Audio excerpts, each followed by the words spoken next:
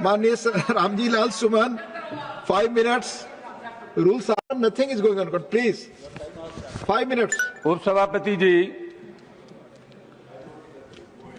हम गृह मंत्रालय के कामकाज पर यहाँ चर्चा कर रहे हैं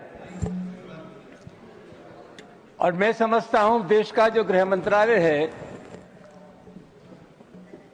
उसका प्रमुख काम है देश की एकता को बनाए रखना, सामाजिक सद्भाव को बनाए रखना। ये पूरा देश एक घर है और हिंदुस्तान के प्रधानमंत्री और गृह मंत्री का ये दायित्व है कि हिंदुस्तान में विभिन्न जाति और धर्मों के लोग रहते हैं, यहां सभी धर्मों में सामंजस्य हो, एक धर्म के मानने वाले दूसरे धर्म की इज्जत करें। लेकिन पिछली बार देखने में आया है कि जानबूझ करके हमारे देश में सामाजिक सद्भाव को बिगाड़ने की कोशिश की जा रही है। उपसभापति जी, मैं नहीं जानता, अभी होली का त्योहार था और मैंने कहीं नहीं पढ़ा कि किसी मुसलमान ने यह कहा हो कि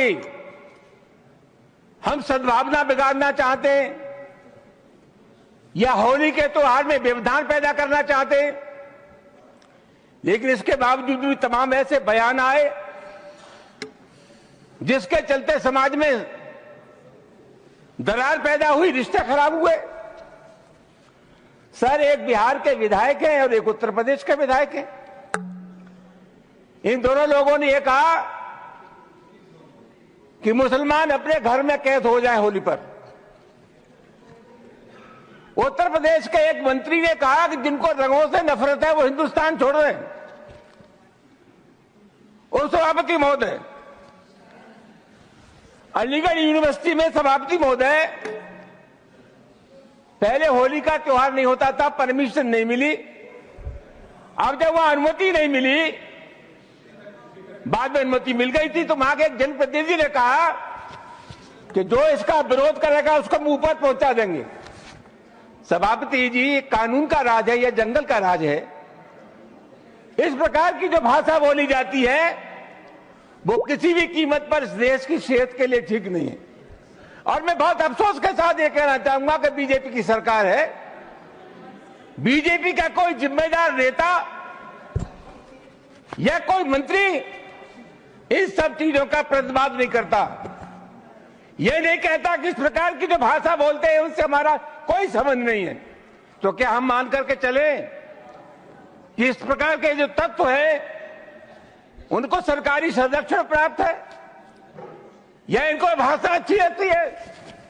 सभापति महोदय, बार बार कहा जाता है और अभी कहा गया कि जो लोग होली में के त्योहार पर होली नहीं खेलना चाहते, और जैसा मैंने कहा जिनको रंग पसंद नहीं है वो हिंदुस्तान छोड़ दें।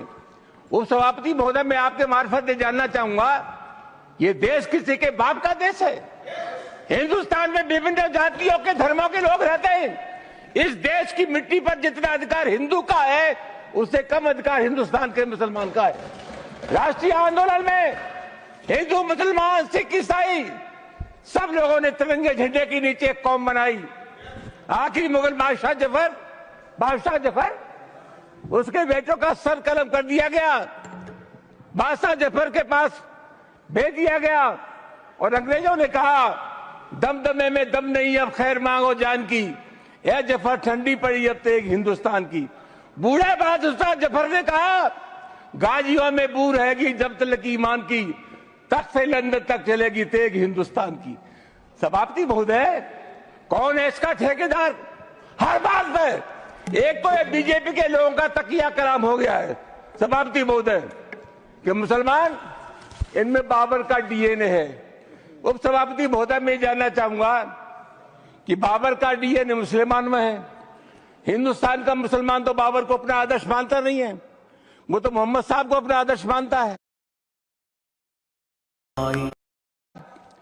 सूफी संतों की परंपरा को अपना आदर्श मानता है।